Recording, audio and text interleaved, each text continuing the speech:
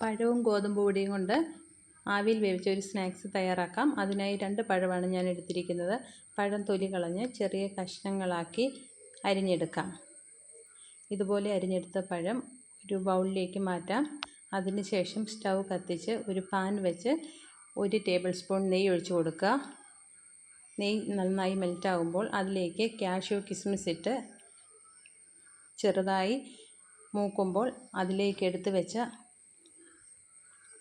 പഴം ഇട്ട് കൊടുത്ത് നന്നായി മിക്സ് ചെയ്യുക. പഴം വെന്ത് വരുമ്പോൾ അതിലേക്ക് കുറച്ച് തേങ്ങ, 1 ടേബിൾ സ്പൂൺ ഏലക്കാപ്പൊടി, 2 ടേബിൾ സ്പൂൺ പഞ്ചസാര ഇവ ചേർത്ത് നന്നായി ഇളക്കി മിക്സ് ചെയ്യുക.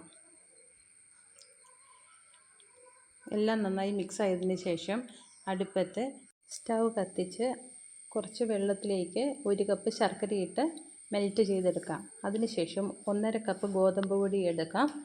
അതിലേക്ക് ശർക്കരപ്പാനി ഒഴിച്ച് നന്നായി മിക്സ് ചെയ്യുക. നന്നായി കട്ടയൊന്നും ഇല്ലാതെ ഉടച്ചെടുക്കാം. അതിലേക്ക് നമ്മൾ തയ്യാറാക്കി വെച്ച പഴത്തിൻ്റെ മിക്സ് ഇട്ട് കൊടുക്കാം. എല്ലാം ഇട്ട് കൊടുത്തതിന് ശേഷം നന്നായി മിക്സ് ചെയ്തെടുക്കാവുന്നതാണ്. അതിനുശേഷം ഇങ്ങനെ ഒരു പാത്രം തയ്യാറാക്കി വെച്ച് അതിലേക്ക് ഇതിട്ട് കൊടുക്കാം.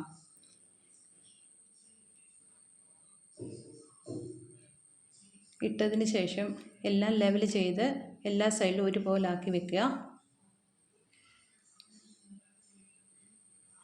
ഇങ്ങനെ ആക്കിയതിന് ശേഷം അതിന് മേലിലേക്ക് പഴത്തിൻ്റെ മിക്സ് ഇട്ട് കൊടുക്കാം.